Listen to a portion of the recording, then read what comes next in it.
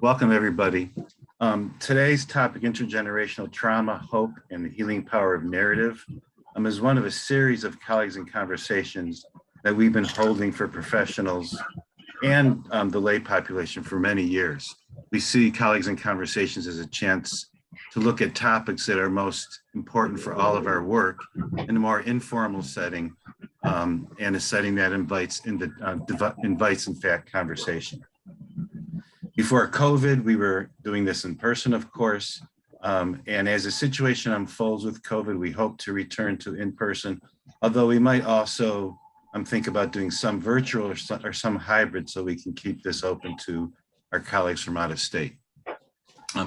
Joining me at Yellowbrick tonight, well, I'm Michael Losif, I'm the Director of Professional Development at Yellowbrick.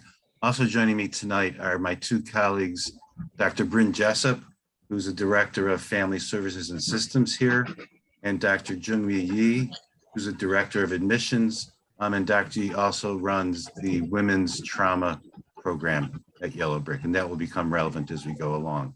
And unfortunately, it looks like I have this name. I'm going to try to change this.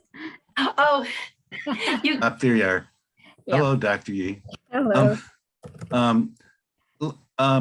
Tonight we have a very special treat, but before I get to that, and I'll try to keep this really brief, I just want to outline the lineup that we have for colleagues and conversations over the next few months. On Friday, December 10th, from 10 to noon, we are having a virtual version of our annual Menninger conference. We didn't have the Menninger conference last year for COVID reasons, of course. And this year, although we initially wanted to do in person, we decided to do virtual. In any event, that topic is going to be creating and sustaining safety in treatment, the ins and outs. And Dr. Jonathan Stevens from Menninger, the Vice President of Growth and Innovation, and the Medical Director of their outpatient services, he'll talk about providing or creating and sustaining safety from the outside, largely around COVID. And our own Dr. Barron, our Medical Director, will talk about safety from the inside, not only inside a clinical setting, but safety inside the person.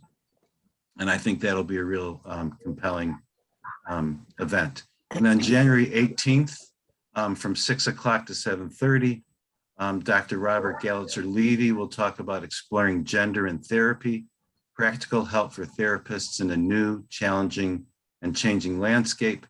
And for those who have worked with Dr. Gallitzer-Levy or have seen him or read his works, he brings a really sharp, brilliant mind and a very poignant clinical sensitivity to the issue. And then on February 8th or 15th, we're not sure the exact date yet, Dr. Elizabeth Sita, the Assistant Medical Director for the Center of Eating Disorders at Amita Alexian Behavioral Health, will be talking to us about eating disorders. And that's a good time for her to do that because it's Eating Disorder Month. Okay, without further ado, I want to introduce Wendy Adamson, who's the author of Incorrigible, a coming-of-age memoir of loss, addiction, and incarceration. And this is her second book on her life experience, the first one being Mother Load, a memoir of addiction, gun violence, and finding a life of purpose. It's a special treat for us in that Wendy will talk about trauma, its impact, and its intergenerational transmission from an inside perspective, from the person experiencing the narrative, not from the one listening to it like we often are. Not only will she touch on matters that are germane to the work we do every day, but her focus will be on casting her experience into a coherent narrative and then sharing that narrative with others and the healing power that that holds. Later on, we'll also have the good fortune to hear from Wendy's son, Ricky Mendias, who, after having experienced the impact of Wendy's trauma, including homelessness when Wendy was incarcerated, Ricky found purpose in life and created Have a Soul, a not-for-profit organization that provides homeless and at-risk youth with quality footwear. And that part of the discussion will be a rare chance for us to hear from two generations in the trauma cycle and how they've reconciled and recovered with each other and sharing their life stories. Okay, Wendy, I believe you were going to open up with an excerpt from your book. Yes. Or if you wanted to say something first. Well, I just want to say thank you thank you for having me, inviting me on this very important topic that means a lot to me. And yeah, I'll just start with incorrigible is, I want to read the definition first. It's an adjective not able to be corrected, improved, or reformed. So that is the name of the book, and that's what I was labeled. I'll get to later on. But so, you know, in intergenerational trauma, it's like, I think that probably everybody here has a, you know, a clinical experience or work in the field, helping field. And so, you know, I wanted to, like, as you said, Doctor, that put it in terms of a personal experience. So I'm going to start with when I was a kid, 7 years old, and I visit my mother in the state hospital. And I'm leaving my mother. Leaving my mother hurt my chest. I wanted her back home. She was the one who brushed my hair, gave me bubble baths, read to me, and took me to the park. I wanted to help her bake cookies in the kitchen and lick the bowl after. I wanted that mommy to come home, not the one who thought the milk was being poisoned. In the angled light of late afternoon, my mother waved goodbye to us, her shoulders hunched over, a two-dimensional silhouette with deep sadness behind her eyes. At the time, I had no idea what was wrong with her, but there was always some clamoring part of me that wanted to peek inside so I could have a better understanding of what was going on inside her mind.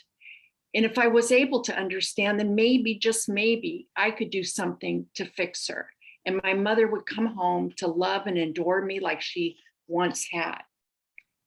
So I'm going to jump ahead to my mother commits suicide, and I am at my aunt's house, and this is one of our Sunday visits. During one of these visits, I had revealed to Gretchen that I wanted to be an actress. At the time, I had become enamored by Barbara Eden of I Dream of Jeannie and Shirley MacLaine in The Apartment. Like girls all across the world, native Angelenos were not immune to the seductive glamour of Hollywood. The escapism for a young girl like myself working hard to compartmentalize grief was appealing.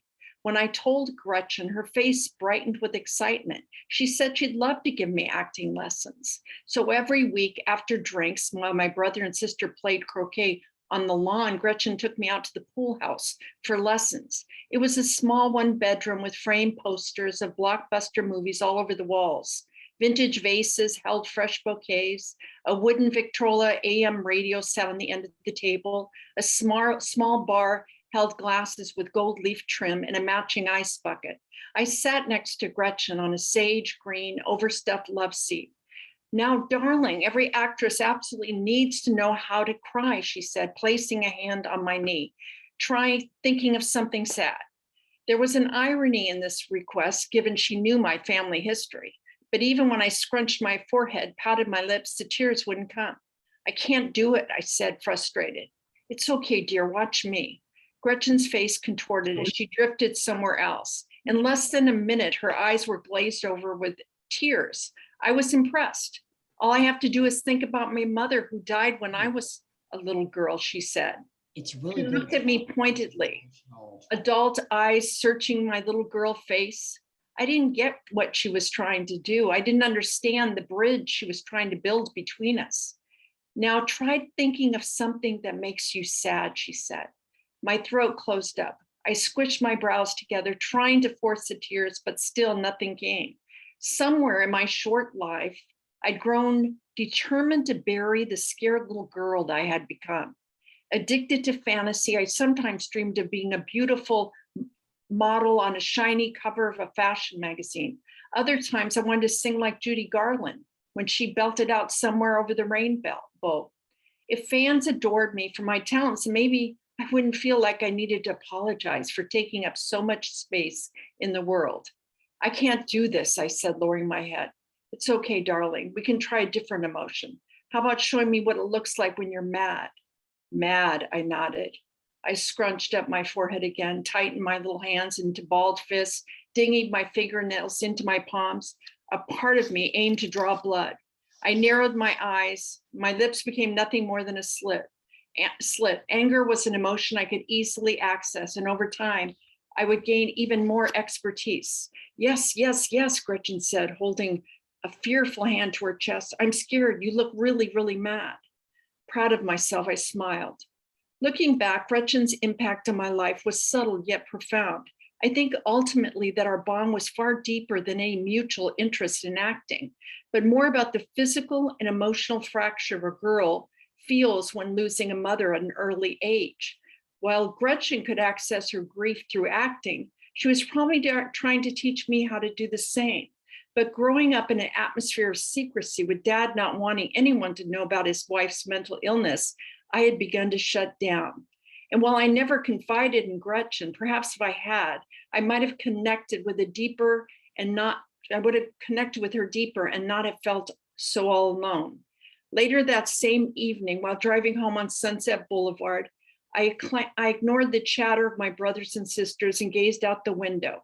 Along the highway hung dreams of signing my own contract with MGM, or at the very least, becoming someone else. So first, thank you. I just want to give us all a few seconds to just take this in, take a deep breath and pause, because you just shared with us all sorts of intensely powerful things. So as we take this in, Wendy, one thing that really struck me, and I think it came through most clearly in this last passage you read, but one thing that really struck me about your book is how you returned again and again to this struggle between holding and expressing your sadness, or as you were growing up, having a hard time, as in this excerpt, and then anger and expressing your anger. And I wanted to ask, and of course, this is a key battle we see all the time in the work that we do with young adults, emerging adults, and with adolescents. What was it like for you to write about this battle, and what do you want to communicate to others about it? It was very challenging at times. Sometimes it's hard to go back there. And it's, but I always have the intention, the why I write it is with the idea of helping a teen or a young adult, because I couldn't get my hands on a book like this when I was a kid and I was suffering and we couldn't talk about things. There was like this conspiracy of silence within our household. And, with silence, there is suffering, and I didn't have, even if I could have, I didn't have the words, no one talked about the mental illness, but the why is what has driven me to write both my books, is to be of service and to give a voice to, people that are incarcerated or labeled incorrigible, because that's still a term the juvenile justice system labels kids today. They still use that term. I mean, it's interesting how, the definition you read sort of impugns those qualities to you as a human being. So, with the legal definition of incorrigible, the message is you are incorrigible. Yeah. And, what a message to, what a label to put on a kid. I work in adolescence and I take calls from parents that have kids, and it's something, I would never say to one of these parents looking for help, no matter how grave the situation is. Of course, we lived it was a long time ago, but the fact that it's still a term that they use today shows that we haven't changed the narrative there in the court system to one of that's trauma informed.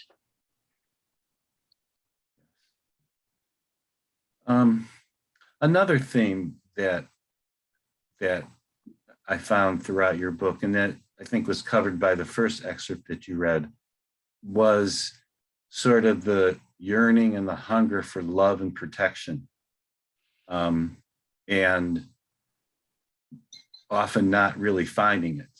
And that yearning took you down a lot of dangerous paths, some very dark paths that you wrote about so compellingly in your book.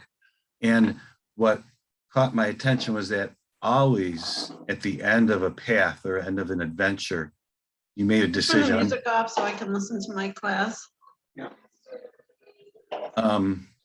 You always came to the decision, I'm going to return home. I'm going to call my dad. I'm going to go back home. And a lot of times that didn't work out like you wanted to. Can you talk about what it was like for you to let us know what that cycle was like, us as the readers? So, it was, I was pretty lost, and I didn't have much guidance. I mean, Gretchen was like, Sunday dinners, but there was still, like I was addicted to fantasy, as I said there, and I had this longing.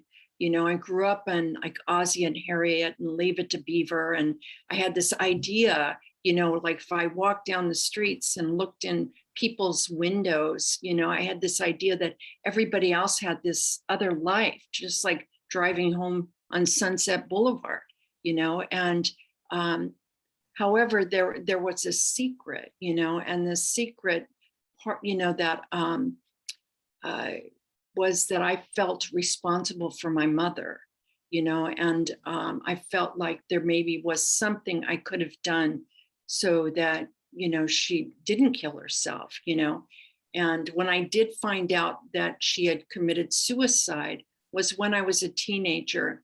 And, I swore I'd never be like my mother, but, it's just, as we know, that when we say never, it's like giving the universe exact coordinates to where you're later going to land, because 38, my mother, lost her mind and killed herself. And at 38, I lost my mind and ended up in the county jail, but it's like, once you lose your mind, how do you get it back?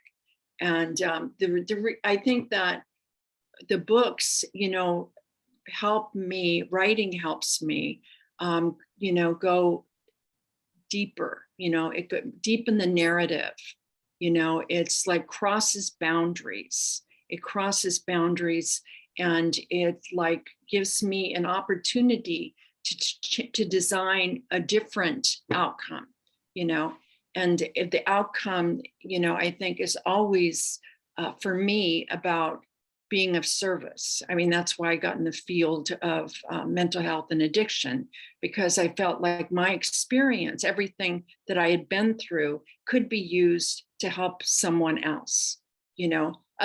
Otherwise, it's like, it's just my secret once again.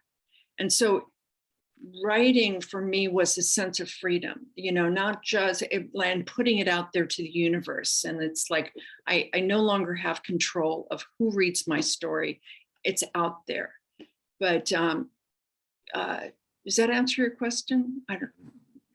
Wonderfully. I mean, I'm just, I'm asking you questions mostly so you can reflect with us. Was there a time when you can recall saying to yourself, yeah, I think I'm going to write. I think I'm going to write my story. I think I'm going to sort of tell my narrative. Well, it's interesting. When I first got sober, I'm on 11/11, day after tomorrow, I'll have 28 years sober. And congratulations. So, thank you. And when I first got sober, I had pretty much blown up my life, but, something happened that a spiritual awakening, if you will. And I started doing a meditation practice, and I meditated morning and night. I was like very much into meditation, and it changed my life. But in meditation, I had a realization that it was almost like, if, for lack of a better word, like a download of the story of Mother Load that I was supposed to write. And I knew it like from beginning to end, You know, I knew what I was supposed to write. I knew who I was supposed to write it for. You know, the girls that were juvenile hall and women in jail. And mothers who had destroyed their relationships in their family. But it was like, what an order, I can't go through with it, you know? So I talked about it for 10 years before I got tired of hearing myself talk about, I'm gonna write the book. I'm gonna write the book, until I finally decided to write the book. I said, I'm either gonna write it or I'm gonna stop talking about it. And so I started taking classes. I started teaching myself to write. And I'm very, I've gotten to a point where I'm very disciplined in my life. And, it was like the struggle of writing this book was like, I was constantly, the critic would come up, oh, you don't have anything to say. Nobody's going to read it. What's the point? All those voices I had to work through and, take contrary action and remind myself that who is this for? And when I felt like I couldn't do it, because here I am, I grew up in like secrecy, and there I was about to expose the secrets of the family system, and it was like I asked for help from the universe to write it through me because I felt like I couldn't do it. And what was interesting when I got the first publisher, or the publisher for the first book, what happened was a lot of shame started to resurface. It was like, oh my God, what have I done? What am I, it's like, what am I doing? Who's gonna, I work in mental health. People I know are gonna read my book. They're gonna know everything about me. But what happened when the book, not immediately, but when the book got published and it was out, I felt like, oh my God, the shame doesn't own me anymore. It doesn't own me.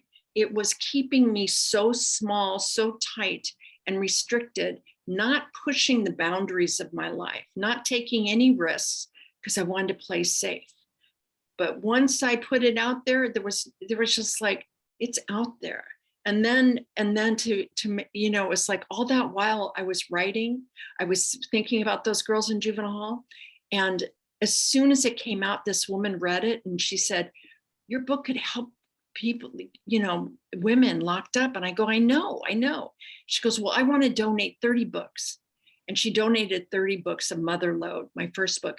And I was trying to get it into the county jail. It's not easy to get stuff in there. But I happen to know somebody that works for the supervisor's office in Los Angeles. And she said, bring them to me, I'll get them in. And she got the books in. So it was like my intention. You're talking about shame, and then, once you've sort of read the book, you felt freed. That's something that we work with, our emerging adults here with, maybe as much or more than anything else is helping them or encouraging them to walk into the shame. Because once you get, even though it's really painful, once you get to the other side, there's a freedom to it. Yeah, it's like what happens looking under the hood for me, what happened, it's like if, as a writer and somebody who does writing groups now, that if I told somebody to tell me about a war, write me something about a war. It's very like, it's too large of a topic. But if I go, write about this war, write about this soldier, write about this day and this moment and his conflict. So I just like laser it down. And I mean, I think it's like we all go, to therapy and want to heal. I mean, and I think part of the healing happens is like that desire to know, our story, and like to understand it. Because when I first got sober, the only language I spoke was victimese. It was my mother's fault. It was my father's fault. It was my ex-husband's fault.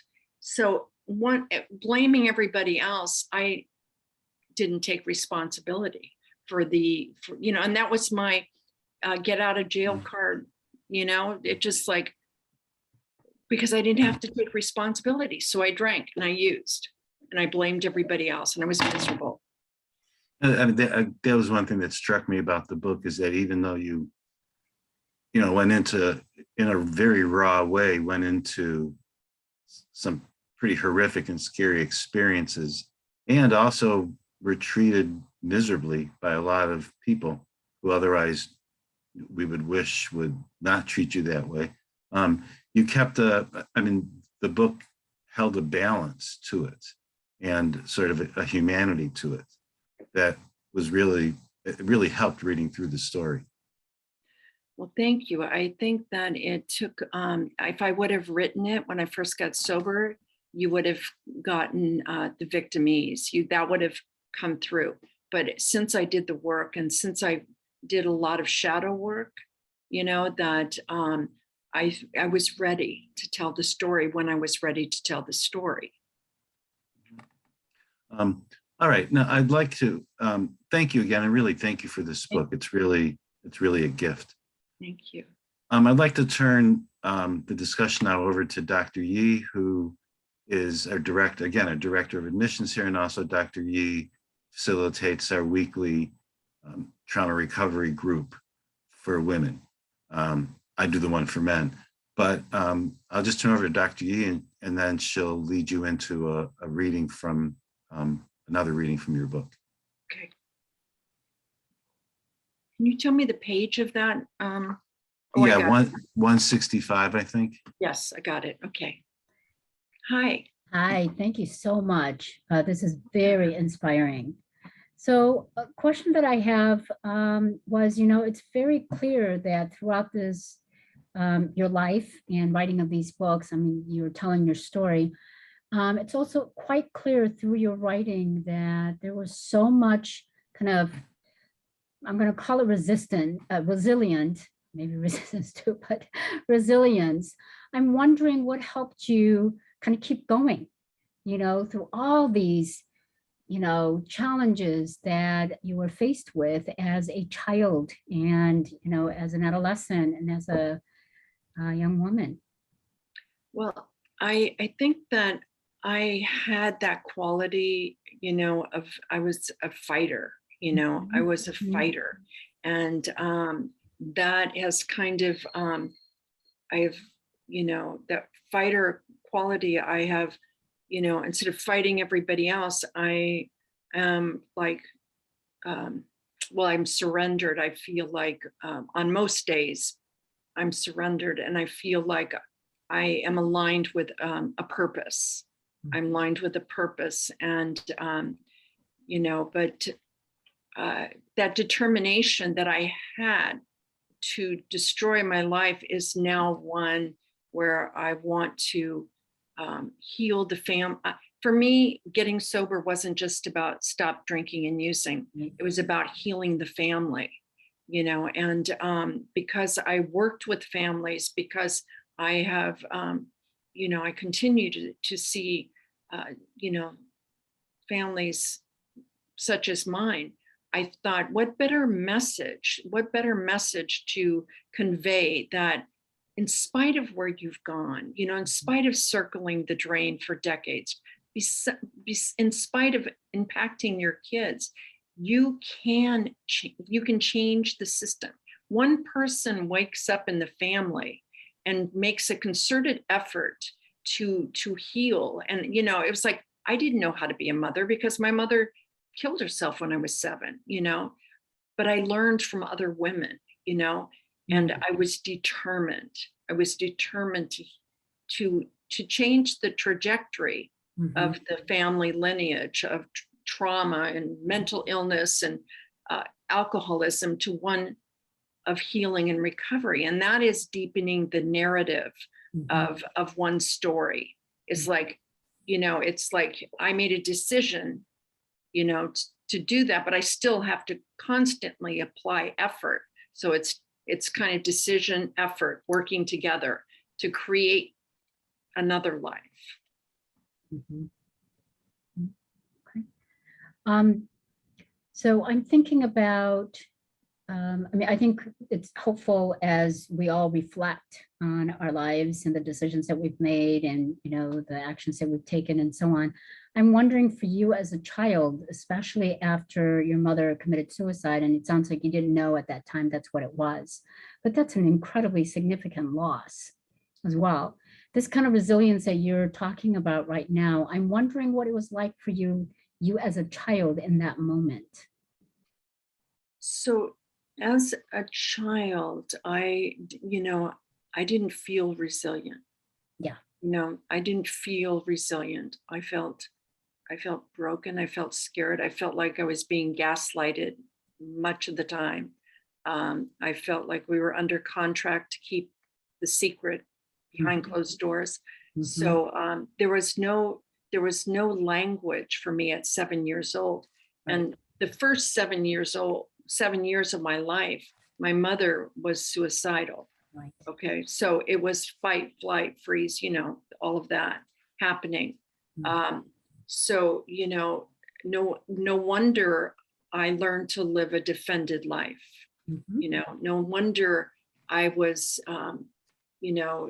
afraid of taking risks, because I never had a sense of safety, and I'm sure you see it all the time with the women you work with.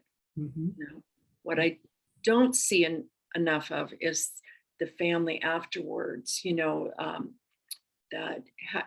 mean, years and years afterwards, not immediately after, but that have applied themselves and have done the work. Mhm. I think we also understand in the trauma work that the whatever you were holding in those moments, even if you felt like you weren't resilient, and you didn't have the voice or the words to express how you were feeling, what you were experiencing, in the trauma work, we talk a lot about, you did what you have to do in that moment to survive, to take care of yourself, to take care of whatever you needed to do. I wonder if that is also something that kind of rings true for you and all these different moments in your struggles. Yeah, I mean, like it's going back to being a fighter, that I fought against the system, and but that drive that was in me that I couldn't access for good. It was like I found once the fog cleared, once I got sober and the fog cleared enough where I started to see these qualities emerging, these things emerging in me. And even at first it was like I couldn't quite own it, I Yeah. couldn't quite own it. And it was other people encouragement, I was very fortunate when I was getting sober. It was like I think the universe provided me a situation or circumstances where I had a lot of kind people operating in my life. Very And as important. defended as Yeah. I was at the time, as Yeah. scared as I was, I had no defense against kindness. Right. Kindness just levels me. It's like, Mm. And so that kindness that people showed me at the beginning and still show me is like, it changed me. It's transformative kindness. Yes. It's just, it really made the difference in my life. Right. Right. We talk about the kindness, also speaking about self-compassion a lot in the work we do. Actually, the group that we had last night was focused on that. So do you want to read the passage from 165? Sure. So this is Incorrigible, the chapter Incorrigible. The sky was a slate gray. Cars drove into the lot looking for a place to park. Let me see, I think, yeah, okay. A mist was rolling in from the ocean a few blocks away. People shuffled by in a blur as Dad took another hit from a cigarette in front of the double doors of Santa Monica Courthouse. We hadn't talked on the drive over, and I couldn't get a read on him.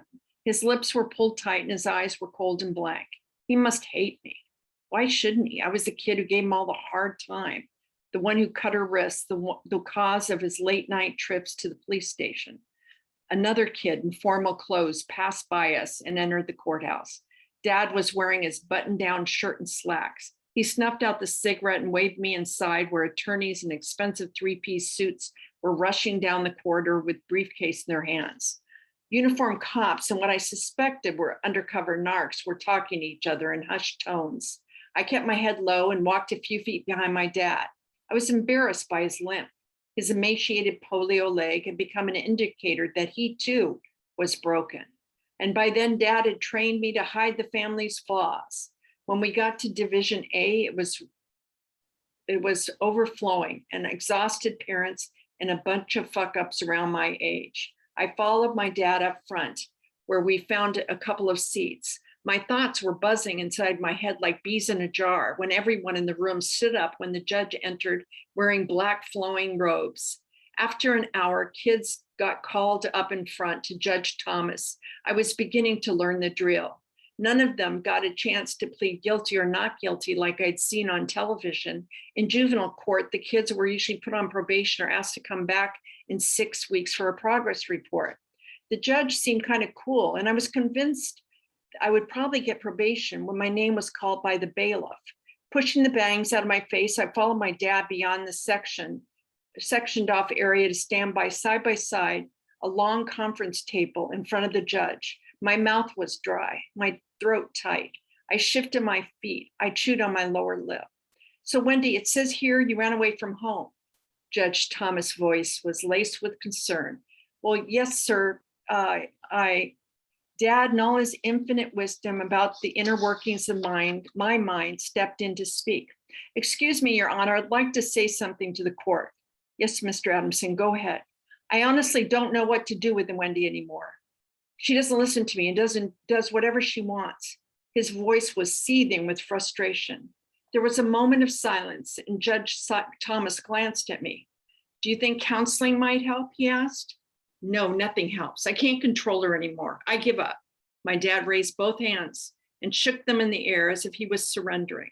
My fists were clenched so tight the nails were digging into my palms. I lowered my head. Why didn't Dad tell me he was going to do this? How could he throw me under the bus in front of the entire courtroom? I thought I'd get probation, but he's making it much worse. Judge Thomas' eyes looked sad as he said, unfortunately, I have no choice but to surrender you over to the state of California for being incorrigible. That means you'll be taken into juvenile hall today and wait further evaluation from a probation officer. A wave of panic swept over me. I wanted to plead with my dad, tell him, don't send me away. Why are you doing this to me? Heart beating, I imagined throwing myself at the mercy of the court. Whatever wall I had around me, my dad had just sealed me in. A muscular, crew-cut bailiff approached me from behind and led me by the back of the arm around the table. It was clear I wasn't going out the same way I had come in. I was leaving as a stamped criminal out the back exit. The walk seemed long, but when I turned back to look at Dad, the space between us seemed further. I had no idea what would happen to me. A thin layer of sweat beaded up on my forehead. From a distance, I couldn't tell if the expression on my father's face was sadness or relief. In that moment, I wished he were dead.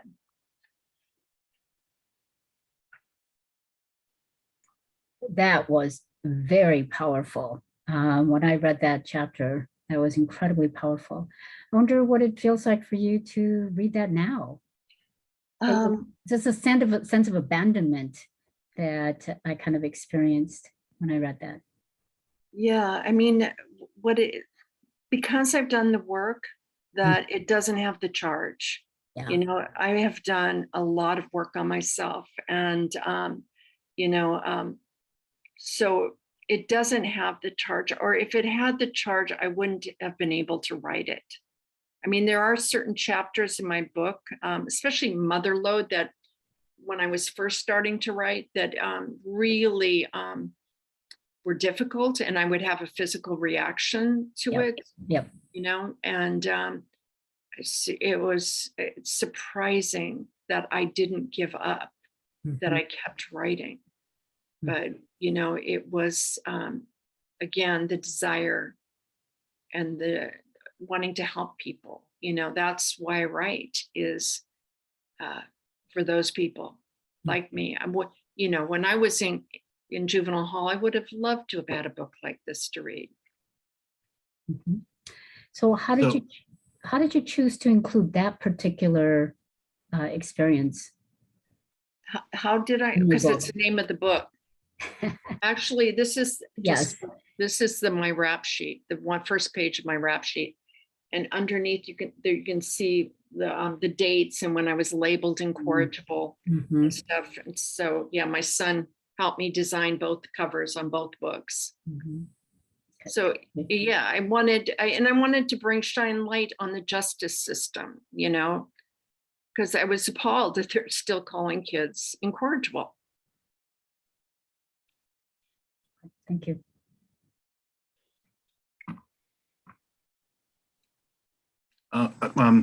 This is actually a perfect moment to sort of pivot to a perspective that has to do with the family and the general family system. Sort of you're writing the book at this point following the COVID pandemic and the impact that that's had on young people. And so I want to turn the conversation over now to Dr. Jessup, who again is our Director of Family Services and Systems, and he'll have some thoughts and some questions, and then you'll read another excerpt from your book. Just remind me, what excerpt am I reading next? The epilogue, Okay, go. page 303. And thank you to Tracy for helping us organize all of this. Thank you, Tracy. Wendy, I'm really pleased that we get to hear from your books, particularly from Incorrigible. You're a wonderfully evocative writer, and if it were my vote, I would just have you keep reading. But I've been asked to ask you some questions as well. And at the risk of eliciting groans from the rest of our audience, who I'm sure would love to hear you read more as well, I'm going to ask you a couple of things and then make way for more reading. But I'm really impressed by the way in which your writing becomes a portal back to your family. I think you actually used that phrase. And what you do in your writing is something that we try to help people who have experienced trauma do in their own recovery process, which is to make a path of reconciliation to the people who matter most to them.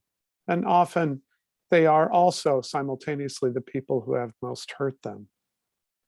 And I wonder if you could comment on that, because you write about your father with a kind of perspective and wisdom that really reflects, I suspect, a lot of hard work that you've done. So yeah, it's well, as mentioned, I wrote this book during COVID, you know, and it was interesting at the time because I was doing a group with teens every week, you know, and I was listening to them and what they were experiencing during COVID and stuff. And it was like also like a portal, you know, taking me back. And, you know, I wanted to write for them, you know, I wanted to write for these teens, and for, you know, the portal that you talked about. Recovery for me is like reaching through that portal and recovering the aspects of myself that I abandoned at 13, at 14, at 15, when I drank or when I used drugs or when I gave myself away, when I abandoned myself. All of those times I abandoned myself, it was like going back and being there and rescuing her. And the first time I experienced that was when I went to talk in juvenile hall, in the same juvenile hall, Selmar, where I was in the book. And I went back there and went to tell those girls, my story. And it was almost like time just stopped. And it was just me and the girls, you know, like my story, it became clear that everything I went through, everything that I experienced could be a tool to help somebody else, because those girls identified with me. I had their undivided attention. Of course, I had them held hostage there, but I saw the value of using my story as a tool to help somebody else, you know, and I continue to see that, you know, it's just, it's very powerful, I think, when I stopped, I reframed what happened to me. And I see it as something good. And it's only good if I share it with others. If I'm hiding it from you, I'm still bogged down from shame. I'm not using it. I felt that as a drug and alcohol counselor when I first got sober. I saw how my experience could help someone else. And I mean, that's what I believe it's all about. We're here for each other. I mean, we all get, if we're all in this field for a reason, something brought us here to do this work, to help others, to take the calls, you know, to help the family, broken women. It's like something brought us here. And that's the same something that makes me write. But it has to, I want to, when I write, I want to take the hand of the reader and walk them with me. I don't want to preach. I don't want to tell you, you know, this is what I did, but I want to show you, let's walk this with me, you know, and let's get on the other side. Well, I think you do that exactly so. You're not didactic. It's a powerful experience of being there. It seems as though you're finding a purpose that the world and the universe did not afford your adolescent self to discover. And so this is kind of a reconciliation with your younger self as much as it is with coming to terms with other people in your family. Yeah, I mean, it's like being born again. It's like being, and I don't mean it like in a religious sense, but I mean, it's like being plucked from one life and being given opportunity for another. Because 28 years ago, I was reporting to a probation officer and peeing in a cup. I was trying to, you know, get a welfare check and food stamps to last a month. 28 years ago, I was living with my son in transitional living, you know, couldn't even you know, I mean, so that's to me, like the healing that has transpired in my life and directly linked to the kindness that was demonstrated to me and continues to be demonstrated is a message worth carrying. You know, it's especially now, you know, it's like, I feel like we need, you know, I'm not the same woman that I was 28 years ago. And you know, I felt like if you would have told me in, you know, in a jail cell that my life would look like it does now, I would have never believed you because my bandwidth, my experience was so narrow. That's why it's so hard for clients to see a bigger vision of their life. Just, you know, and it helped for people believed in me before I actually believed in myself. I have 1,000 more questions, but what I would love is for you to read your epilogue. Okay, so the epilogue. It's a Monday night and I'm sitting in my living room, logging into a virtual support group that I facilitate every week. I wave at the dozen teens on the screen who are sitting in a circle at a residential treatment center across town. They wave back. I can't tell if they're smiling because they all have masks. Hi guys, can you all check in with your names and what brought you here? I say to get things going. As they go around the room, one girl with pink hair says, I'm here for anxiety. Another shares, I'm here for a suicide attempt. They continue. Trauma, self-harm, depression, substance abuse, eating disorders, and the list goes on as they all check in. No one can deny that 2020 was brutal. Kobe Bryant and his daughter dying in a helicopter crash was the first of it. Shortly after that, we were all sent to our rooms when COVID-19 hit. In lockdown, we watched in horror as a police officer killed George Floyd. The riots spread across the country as quickly as the fires raging in the West. The events we witnessed on the evening news were horrific, but one thing we didn't see were all the teens who were suffering behind closed doors. It's a miracle I survived my adolescence. It's a wonder I survived it all. Shortly after that road trip, I got back together with Max. We ended up strung out on heroin, getting married, having kids until later it imploded and we got a divorce. On that night of the party, back when I did LSD, our friend Abel snapped photos of all of us with his cherished Minolta 16 EE camera. When I look at the pictures now, everyone's eyes are red in the photo from the flash of the camera, like some kind of eerie omen that we couldn't see. Holding that camera as a self-designated memory keeper, Adam had no idea that he would die from an overdose in his mid-20s. When it happened, we were shocked. We showed up at his funeral just like we had at his party, saying things like, but he was so young. He had so much to live for. And as tragic as it was, the impact of Adam's early death wouldn't slow me and Max down. It wouldn't even make a dent. Diane went to school to become an RN, and after a while, it became too painful to watch her little sister killing herself with drugs. So eventually, all communication stopped. In 1980, my dad died from a bad heart and other complications. I missed the opportunity to say goodbye. I missed a lot of things in my unrelenting loop of addiction and incarceration. Writing this book during the pandemic, I was surprised to discover a direct portal to my father. The more I examined my youth, the more I realized how he must have lived in a constant state of anxiety and dread with a daughter completely out of control. But what I didn't expect as I explored my past, I began to see what a jerk I had been. And it was in this deep reflection that I was able to access compassion for my dad. In the early 90s, after going to jail for the last time, I got sober. At the beginning, I couldn't understand why I'd gone through everything I had. Then one day I asked to speak at Somar Juvenile Hall. And as I stood there telling my story to incarcerated girls in the same room where I had learned to do the cha-cha decades before, I knew I had gone through everything for a purpose.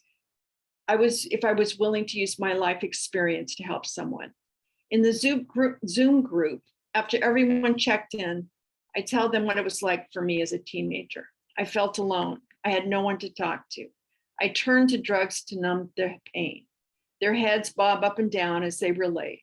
And as I share my past, it's almost as if time collapses and I'm reaching back to recover the parts of me I lost along the way.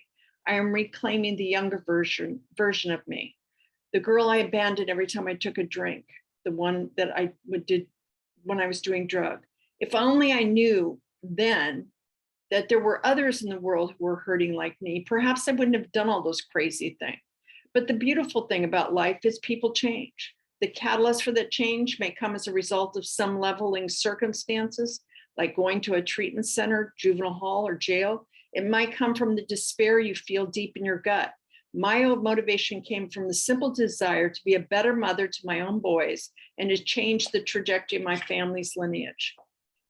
I'm grateful that I learned that life is more like a moving picture show rather than one still photograph frozen in time.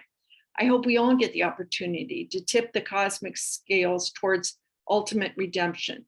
I hope we can all find in our hearts to forgive. I hope we all get a chance to heal. I wrote this book for the kids in the group. I wrote it for the ones in juvenile hall. I wrote it for the ones I'll never meet and for the girl who reads it and realizes she's not alone and she's just like me. Thank you. That's really moving. Thank you. Have you wished that in a different universe you could have a conversation with, say, your father about what you know and understand now? Well, I am just, believe that writing about my father and writing about my mother is like resurrecting their spirits. I feel they're close. I feel they're close. Um, I believe the veil is very thin, and that I think they know. I think both my mother and father know I'm all right. And yeah, I I think there's a reason why Native Americans pray to their ancestors. I think there's a reason why they have a Day of the Dead in Mexico. You know, uh, I think we've, we forget just how thin that veil is. And writing is, it brings down the walls, if you will. It resurrects them. It's such a present theme in your work, and even tonight in what you said about lowering the walls, bringing down those barriers, and having grown up in a kind of fortress of secrecy, how important it is for freedom and understanding and openness to take its place. Yeah. I think we are going to segue to Right. the broader audience, and look forward to more conversation. Thank you. Well, and sort of following through on this theme of your communication with your father, at least in your mind, and how you began the evening with us talking about that episode with your mom.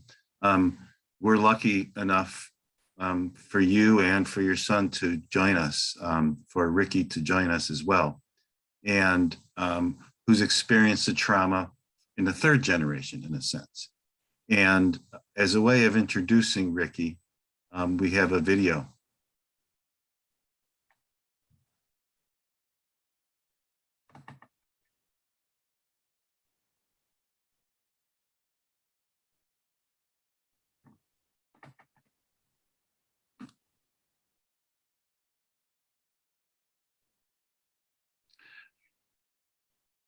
I don't know if you're aware, Tracy, we can't hear the video.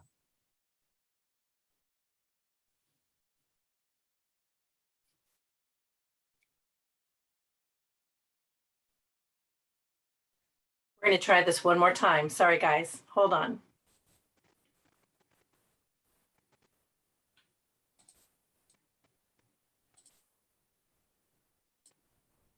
Here we go.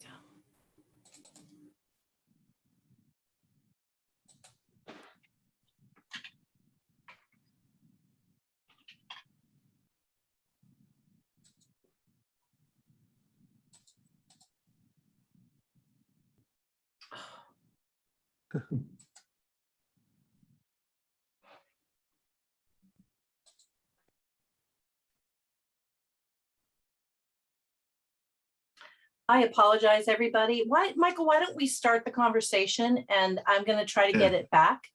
Okay. I mean, just I apologize. that's okay. And just again, by way of introduction, Ricky, Ricky sort of coming from his own struggle, created an organization called Have a Soul, where he and his people provide high quality footwear to at-risk youth and to homeless youth. And I don't know if Ricky, if you want to start out by letting us know how that came about, where that organization came from in your heart. Yeah, thank you so much for having me. And what an amazing mom, right? I mean, come on. True that. It's like, that's my role model. I get to watch her kind of maneuver through her trauma, and go through my own, and then have a shoulder to lean on.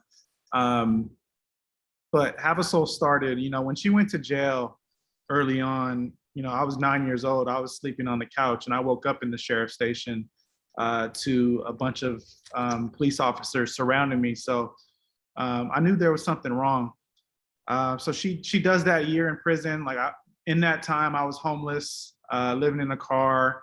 Then I moved to my grandmother's house in Santa Monica.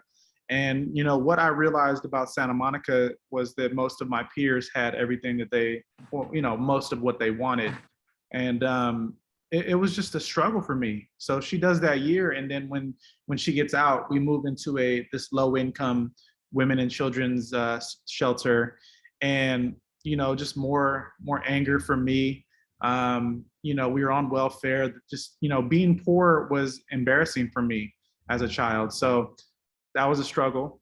But what I do remember is I had Payless shoes, and playing basketball on the blacktop at my elementary school, I would just run through my shoes and they had big holes in them.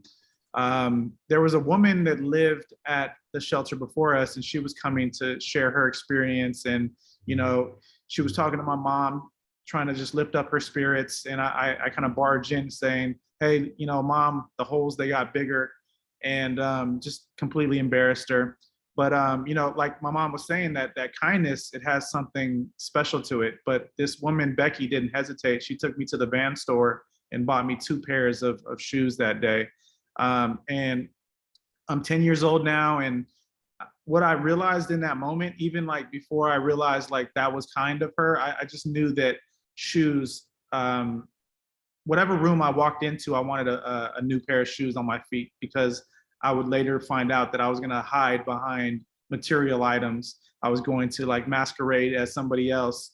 And my addiction was materials, and everything that I felt like I couldn't have, I had to go out and get it myself. So, I can kind of fast forward through the years. I was a troubled youth. One thing that stuck out to me is, my mom did not give up. Her dad gave up on her. She did not give up on me, which I think was a key thing to just kind of move through my trauma, my anger, and everything. So I'm collecting sneakers throughout the years. I did not graduate from high school back in 2001. I went straight to work.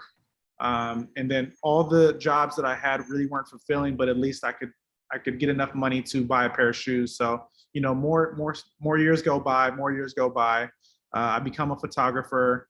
I'm starting to find my place in life, but my mind, my education was something that it was really hard to get through, because I would often tell myself that I don't have the entrepreneurial mind to make money from my photography. So I would be really hard on myself.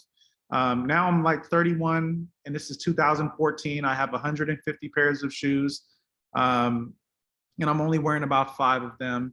And one night I just couldn't sleep, and I was like, what am I really doing with my life? I was in another sad place, and I just remember thinking I'm gonna give away my shoes.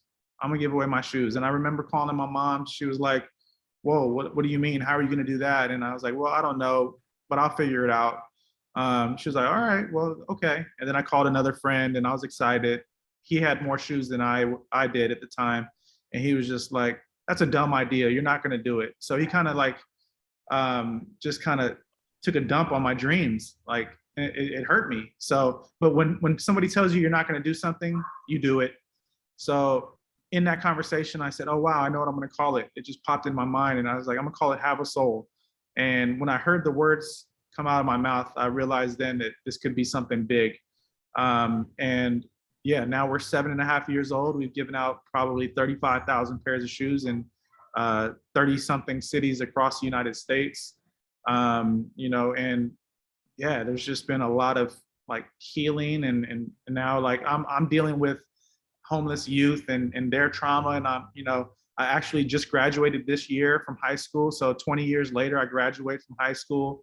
And yeah, the journey and the mission continues. I owe a lot of it to just watching my mom not give up and kind of moving through my own trauma. The video, Tracy said the Ellen is ready. Thank you, Ricky. I just was hoping we could watch that.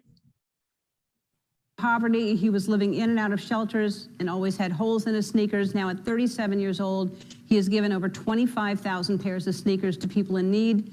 Take a look. My name is Ricky. I was born in Inglewood, right down the street. I started this thing called Have a Soul, where we collect new and gently worn tennis shoes and give them back to people that might need them. When I was 9 years old, who's 9 out here? Anybody? We have any 9-year-olds? When I was 9, my mom went to jail. I was homeless when I was 9. When I was 10, who's 10? I moved into a shelter in Santa Monica with my mom when she got out of jail. We couldn't afford shoes. Shoes were very important when I was 10 years old because they gave me confidence. So when I was 10 years old, this woman that lived in the shelter before us, she gave me 2 pairs of Vans, and I was like, oh man, I want new shoes for the rest of my life, right? And I'm starting to collect shoes, and I keep collecting because I love them so much. 25, 30 years go by, I decided to give them away. These are my new shoes. Today, we have an organization that gives out shoes all across the country. Please welcome Ricky Mendias. Thank you for being here. I was watching your story this morning in our meeting, and it's just incredible what you've decided to do. And what's more incredible is I learned that it gave you a sense of direction. Yes, a lot of direction, a lot of confidence. I remember being what you'd call a troubled youth in high school. I didn't really like classes. I would skip a lot of class. I actually didn't graduate from high school. I never went to college. I went straight into the workforce. I remember having jobs like Toys R Us. I had construction jobs. I had a pet store job in Costco, and they just really weren't fulfilling for me. But what happened was I was always able to get a brand new, fresh pair of shoes with the paychecks. So that's all that mattered. Skip ahead, many years go by, and I have 150 pairs of shoes, and I'm only wearing about 5 of them. And I looked at my shoe collection. I asked myself, I was like, what am I really doing with my life? And I couldn't sleep one night, and the answer was give away my sneaker collection. Yeah. So you went where that first time that you thought about that? I hit the streets. I loaded up my car, and I tried to give out a pair of shoes, and he was a size 13, so I had to take to social media, because I'm a 10 and a half, so I had to take to social media and get more sizes, and people from all over the country, friends and family, they started donating immediately. Wow. And your mom's in the audience, which I didn't even know that was your mom, but hi. So you must have seen that he was a special kid early on to be able to do this. Well, I mean, I think it could have gone either way, but when he was struck with the realization that he had a purpose, and a woman gave him shoes when we were in the shelter, and that impacted him. He never forgot, but it took 2 decades before it started to pay forward.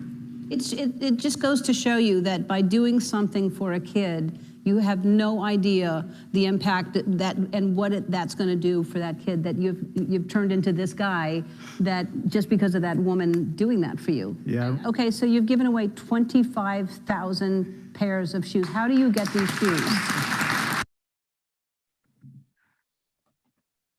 So that was a highlight of COVID. Yeah, we did Ellen. Like, how crazy is that? Wonderful. It's wonderful. Thank you. It's clear that you both take inspiration from each other. Yeah. Can you talk a little bit about that? Yeah. I mean, I get to see her really be vulnerable, transparent, honest with her story. That allows me to really lean on sharing my story through the years in a creative way. You know, as a photographer, I like to tell my story that way as well now. So I have insight to somebody that is amazing and just helping, young people through her field, through, just, I don't know, I just gotta, I'm sorry. I'm excited about it. Just like this opportunity is great. Ricky is also writing a book. I'm helping him write a book and talk about inspiring. This book is it's going to be amazing. It's such a beautiful book. So we're collaborating together. And, you know, and when I said that, you know, I wanted to heal the family, you know, as, you know, and become the mother that I never had, you know, that meant I could no longer, you know, when I first got sober, I was very embarrassed, and not just first, but for a while, of my past. And I wanted to also keep it secret, just like my father had wanted us to keep it secret. So I was imposing that onto Ricky until I realized, you know, he's got his own story and he's got every right to tell it, you know. And the more freedom I got, it was just like the trickle down, you know, it impacted Ricky, you know. So yeah, I mean, I was going to every Have a Soul event when we first started. You know, it's kind of hard now with COVID, but you know, Ricky's got an event this Saturday. We're going to do the Covenant House at risk youth, homeless youth for the holidays. We do them every year, give them shoes. He's got support from NBA teams, the Pacers the Pacers owner is a big supporter of us. Nike, you know, we don't take really used shoes anymore because we're getting such quality sneakers from Nike, you know. So it's a blessing. It's a beautiful thing. I'm going to ask you a question, Ricky, that sort of gets into the intergenerational part of things. But as I'm doing this, I want to cue the audience that, you know, to feel free to chat in a question to Tracy, and she'll let me know, and we'll see if we can sort of address some of the audience concerns. But I'm wondering, Ricky, what you know about your grandmother and grandfather, even though, I mean, I think you might have been alive a little bit when your grandfather was still around, or maybe not. No, okay. So just know, you know, knowing your mom's story and talking with your mom, what do you know about your grandparents?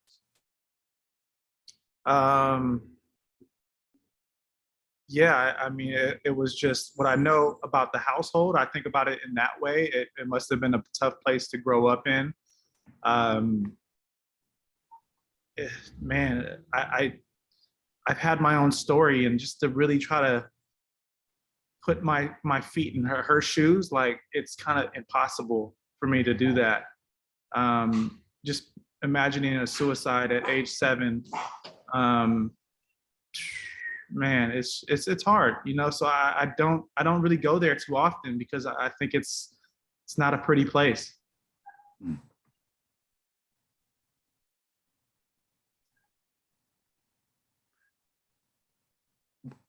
In your, you know, in your efforts to relate in a whole fashion to your parents, Wendy, what messages about them have you tried to communicate to your children, or to Ricky? Well, I think that, you know, telling my story and writing my story is like, that it's like, there's a reason that my first book is dedicated to my 2 boys, and my second book is dedicated to my mother and father, you know. So that is, you know, it's there. I did not have access. We didn't talk about my grandfather, you know, and there was a lot of family secrets. So it was something I didn't know, you know, and I think my boys have access to it. You know, Ricky's read Mother Load, and, you know, he's going to read Incorrigible after tonight. And, you know, it's like, there's like no secrets anymore, you know. There's no secrets, and there's freedom in that, you know, and there's healing in that. Yeah. So one thing I do think about with Mother Load is a memory that I have with my father. After he read it, he called me and said, you know, I wish I would have been a better father. So the impact this book can have, it just tells you that, you know, anything is possible. Like, you can go through so much and still come together and heal through that trauma. And that's a good point, because when you're writing, you know, about people, I did change the names of most of the people. I didn't change the names of my sons, but I changed the names of my ex-husband. But you're writing about people, you're taking risk, you know. And I told him, I've written a book with Mother Load, and you know, you're in it, you know. And I said, and I've told the truth, you know, I've told the truth about us. And when the book came out, he was the one person I was nervous about, like, what's he gonna think? And then I saw my cell phone, he was calling me after it had been out. Oh no, you know, and so I couldn't answer, but I called him back and he said, I just finished your book. And I said, oh yeah? And he goes, I loved it. He goes, I want to read it again. You know, it was like that. I could not have seen that coming. And that's the same, after he hung up from me, he called both his boys and apologized for not being there for them, you know. So it's like, I didn't see that coming. I feel like you've given your family two gifts. One is the gift of openness, and that's clearly something that you've come to value and endorse and enact as your life goes forward, Wendy. But the other is a gift of the value and purpose you find in being of service. And I wonder how you engage with that with Ricky, because it doesn't sound like you called him up and nagged him to be of service in the way that he did, in the way that he is doing. Well, So, I did nag a little bit when we were in after like my, you know, like awakening, if you will. I did a toy giveaway at a women and children's place, and he didn't want to go. And I said, look, it's one night a year, you're going. And so, you know, he went, you know, he showed up reluctantly. But, you know, it's like being a parent is sometimes like throwing information over a wall, you know, and you don't know if it's going to land. And for Ricky, I mean, it took 2 decades before it landed, before it clicked. It was like, you know, the switch was there all along, but it just like he found it in his 30s. But it was, you know, my life became about service. The people that were around us, their lives were of service. And so Ricky was watching, you know, as kids do. He was watching. He saw my exam. There's a ripple effect from addiction, but there's a ripple effect from recovery, you know, and he was paying attention.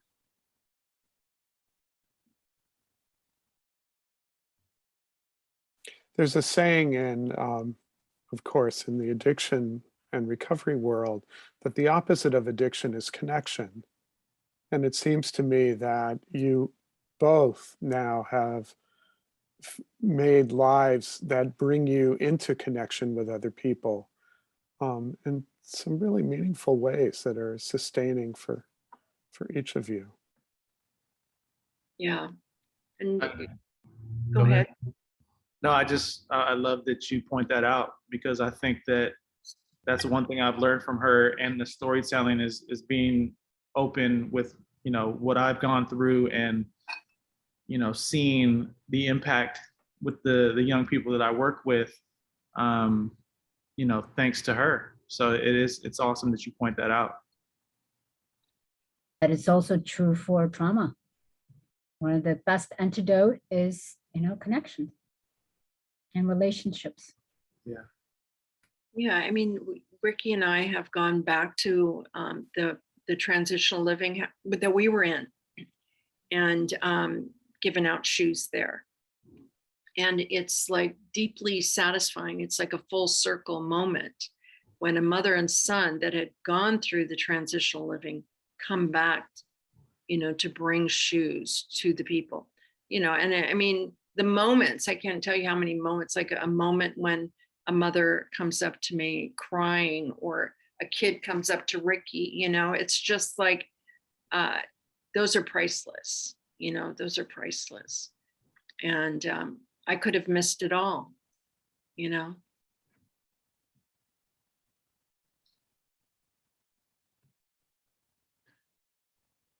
I mean, it's really wonderful you guys work so closely together. I mean, it's just really fantastic. Thank you.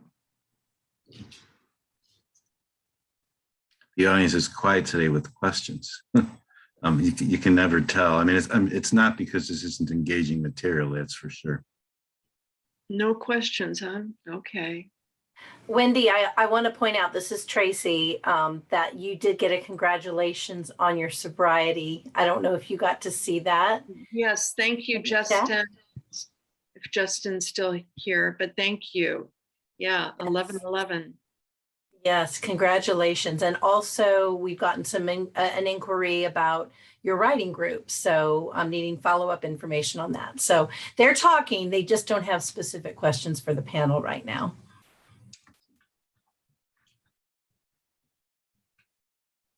One of the scenes from your book that was the most striking to me, one of the most powerful ones actually, was with who you called Sister Mary Magdalena, and your moment there. Can you talk about that a little bit? Yeah, that was like, you know, very clear to me that she lost it.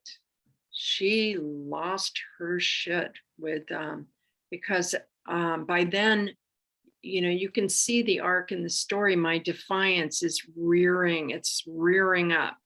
And it's like me against them, me against the world. And this sister, I don't remember her real name, but I called her Sister Mary Magdalena. Actually, Virginia Lennon, who's on here, went to St. Monica. She might know her, but she was in St. Monica. She was in the older, with my grade with my sister, but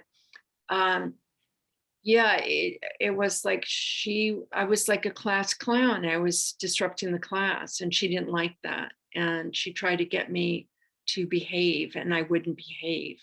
And then she put me in the corner, and she told me not to smile. And, you know, like Ricky said, you know, you're going to do the opposite. So I smiled, and she slapped me. And so I determined not to let her break me. I smiled even bigger. And, you know, it's just like, it's in the part of the story where it just, you know, the tension has built up, and you see how I'm formed, you know, how I have gotten to a point where I'm defended, how I have to protect myself from the adults, you know, whether it be in Catholic school or whether it be home. You know, it was clearly something was wrong with the adults all around me. And, you know, except for maybe Gretchen. I think Gretchen was the, you know, I mean, I'm sure there's more, but, you know, the significant players that defined me were not safe. And the determination you had in that moment to hold your feelings inside and not let yourself be vulnerable for good reason, and not let yourself be vulnerable, and then how that carried forward in your life from that point. Yeah. And, you know, it took all these years, all these decades later to realize that vulnerability is a strength. Virginia said she did not slap her, the nun did. Wendy was there when I came into the room of recovery. A great circle of life. Yeah, it, you know, it's vulnerability and being open and honest is a strength that I tried.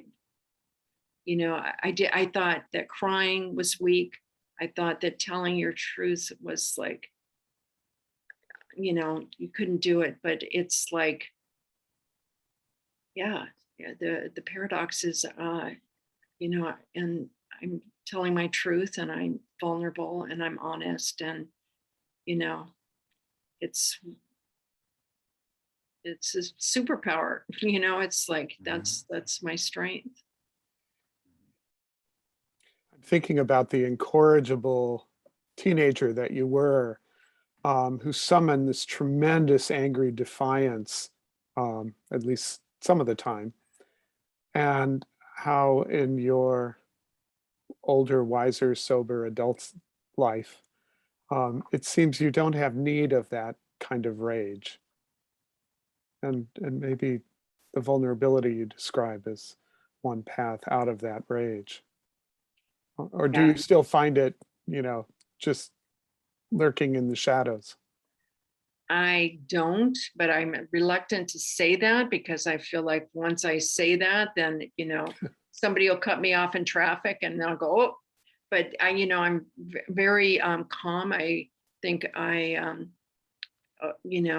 with a very expansive spiritual life, as far as meditation and, prayer. And I feel very grounded, like I've never been. Writing helps ground me. It's very grounding. It's like I find out who I am on the page. I find out what I'm feeling on the page. It gives me a way to metabolize it. It's taking the bullets out of the chamber, if you will. Writing is so powerful. I think everybody needs to do it. You discover who you are. It's like doing the shadow work, and looking under the hood. I needed to look under the hood. So I just had we have a minute or two. I just have one last quick question. I think is a really good one from Dr. Viner, and that is, you've talked about how the trauma and your work and your growth has brought the two of you together. How have you managed growing separate lives in the context of that growing together? Ricky? I don't know. I moved out when I was 17 or 18. So it's like I had plenty of experience of moving in my own direction. It was interesting to really come back through my 20s to really start to like unload some of my trauma on my mom and realize that she could actually help me. So I had my own life for a very long time, and yeah, like I said, it was awesome to come back and just lean on her and say, hey, I might need help here. What do you think about this? What am I going through here? Because I didn't do that growing up. When I was 9 and she went to jail, I felt like I had to become the man of the house. You know what I mean? So I felt like I had to grow up very quickly. And, it wasn't until years later when, we started to heal and build our relationship. So now, I'm engaged and she's proud and she's writing. I'm doing Have a Soul. I invite her. So it's just like a well-oiled machine at this point. He just got engaged. Yeah. Great. Congratulations. Thank you. Thank you, guys. All right. Well, I want to thank you both for being so open and honest and willing to bring your struggles to us. It's been very moving and compelling, and it takes one through all the different ways that trauma impacts somebody, and all the different ways, as you say, Wendy, that telling your narrative, that putting together a meaningful, coherent story that has a purpose, how that can be healing. So again, thank you both very much. Thank you Absolute so pleasure. much. Thank you. You guys are so incredible. It's Thank you guys who you. are incredible. Absolutely. All right. Thanks, Take everybody. care. Bye-bye. You. Bye. Wonderful night.